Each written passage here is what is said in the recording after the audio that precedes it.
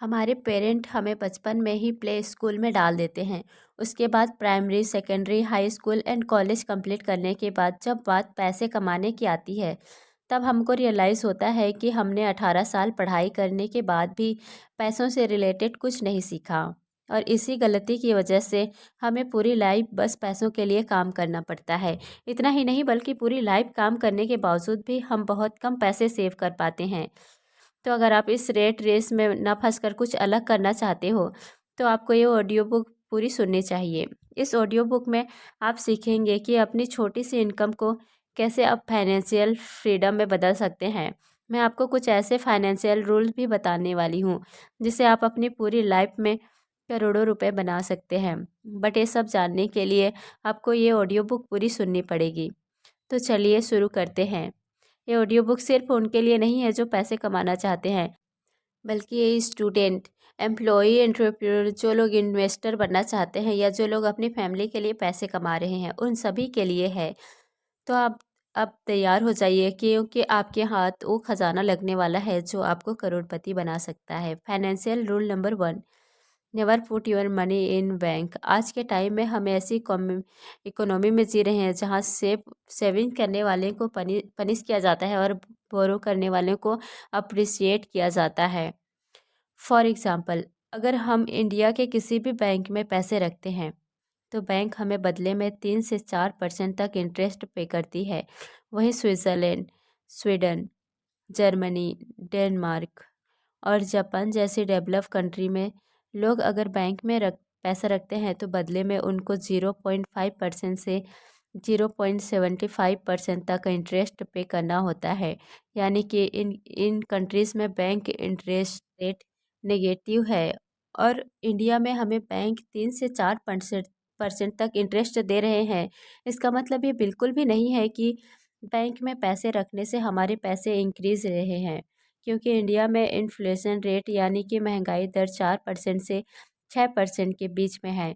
यानी कि अगर आप इंडिया में अपने पैसों को बैंक में रखते हो, तो आप हर साल अपनी वेल्थ को 2% तक कम करते हो। इसका सबसे छोटा एग्जाम्पल लें, तो मान लो एक बुक खरीदना चाहते हो जिसकी कीमत आज 1,000 रुपये है। अकॉर्डिंग टू इन्फ्लेशन रेट, जो बुक आज 1,000 रुपये में मिल रही है, वही बुक अगले साल 1,060 रुपये में मिलेंगे।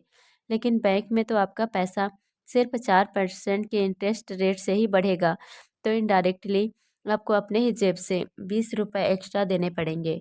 इसीलिए कभी भी अपनी सेविंग्स को बैंक में ना रखें, बल्कि उसको ऐसी जगह इन्वेस्ट करें जहां आप एटलीस्ट महंगाई दर से ज़्यादा इंटरेस्ट कमा सकें।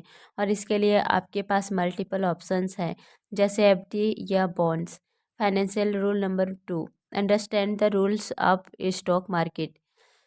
एफडी या बॉन्ड्स में पैसे इन्वेस्ट करके आप इन्फ्लेशन बीट तो कर सकते हो, बट अपने पैसों को बढ़ा नहीं सकते। तो सवाल है कि हम अपने पैसे कैसे बढ़ा सकते हैं। अपने पैसों को बढ़ाने के लिए आपको म्यूचुअल फंड या स्टॉक मार्केट में पैसे इन्वेस्ट करने होंगे।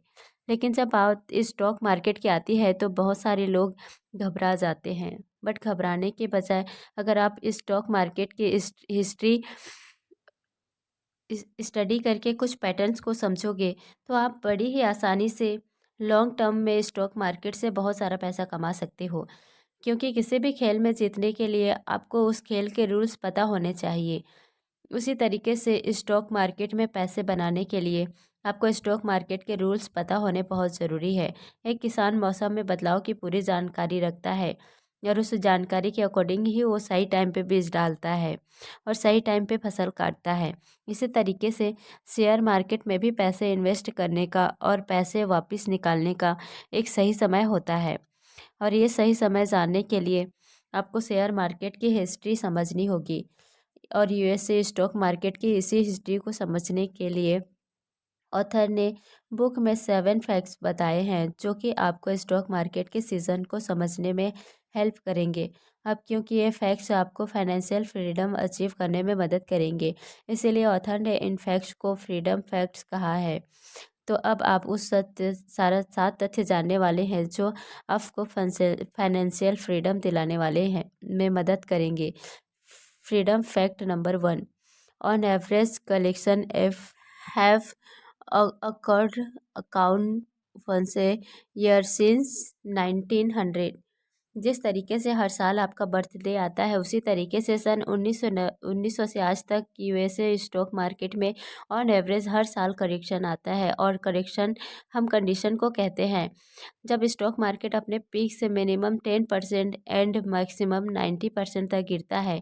अगर आप मार्केट के इस पैटर्न को समझ लेते हो तो करेक्शन के टाइम जब मैक्सिमम लोग मार्केट से एग्जिट लेते हैं आप उस टाइम में कम पैसे में ज़्यादा अच्छी इन्वेस्ट कर पाएंगे। और जिस तरीके से हर साल गर्मी, सर्दी या बरसात एक लिमिटेड टाइम के लिए होते हैं उसी तरीके से यूएसए स्टॉक मार्केट में भी करेक्शन ऑन एवरेज 55 डेज तक रहता है। Freedom fact number 2, less than 20% of all correction to turn into bear market. जिस तरीके से कभी कभी बरसात के मौसम में बारिश थोड़ी ज़्यादा ही हो जाती है उसी तरीके से यूएसए स्टॉक मार्केट में 20% से भी कम करेक्शन बेयर मार्केट का रूप लेती है। बेयर मार्केट उस कंडीशन को कहा जाता है जब स्टॉक मार्केट अपने पीक से मिनिमम 20% तक गिर जाता है। जब स्टॉक मार्केट में करेक्शन आता है तब बहुत सारे लोग पैनिक होकर मार्केट से एग्जिट लेने लगते हैं जो कि एक लूजिंग स्ट्रेटजी है। जब भी स्टॉक मार्केट में करेक्शन के टाइम आपको ऐसा फील हो कि आप अपने पैसे लूज़ कर रहे हो तो खुद को ये याद दिलाएं कि हर 5 में से मैक्सिमम 1 करेक्शन फेयर मार्केट का रूप लेता है। Freedom fact number 3, nobody can predict consistently whether the market will rise of. Market कब ऊपर जाएगा और कब नीचे, इस बात की हर बार बिल्कुल सही प्रेडिक्शन करना इम्पॉसिबल है क्योंकि शॉर्ट टर्म में share market demand and supply पे चलती है और डिमांड सप्लाई बहुत सारे डिफरेंट डिफरेंट चीज़ों पे डिपेंडेंट है।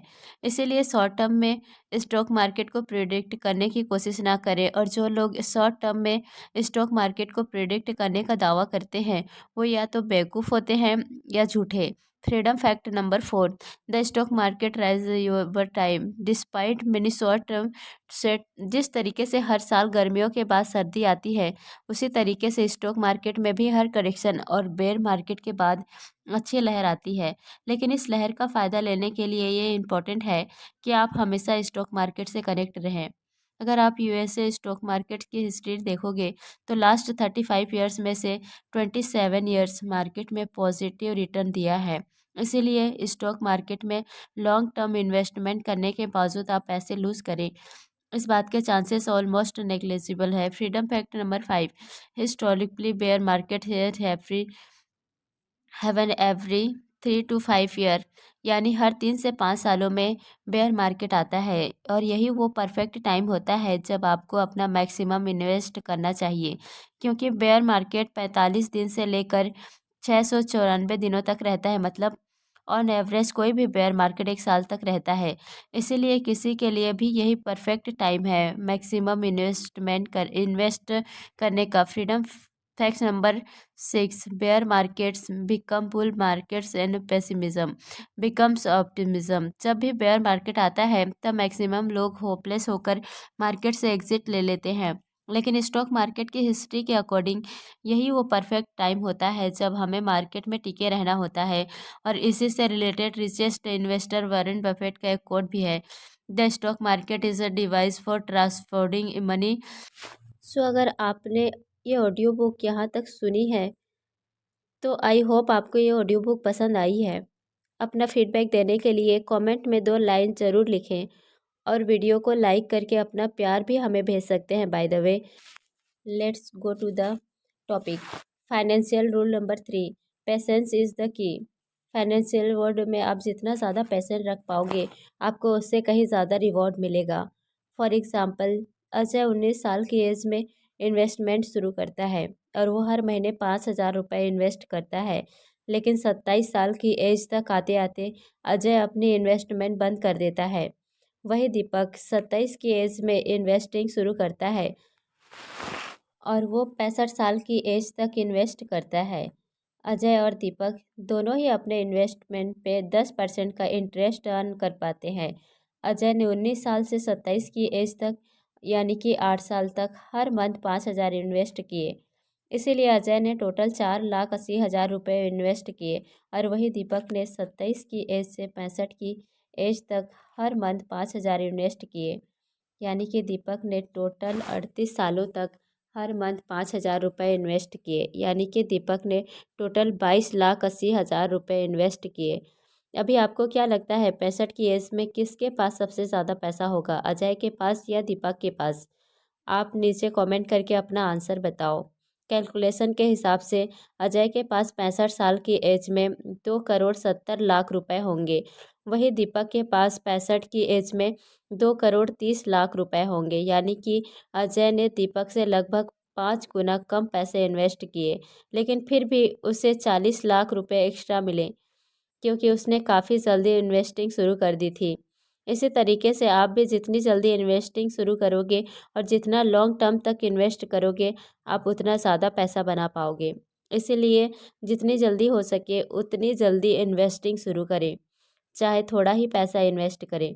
तो ये सारी बातें मैंने आपको अनसेफेबल बुक से बताई है। अगर आप फाइनेंशियल फ्रीडम अचीव करना चाहते हो, तो ये बुक आपको ज़रूर रीड करनी चाहिए।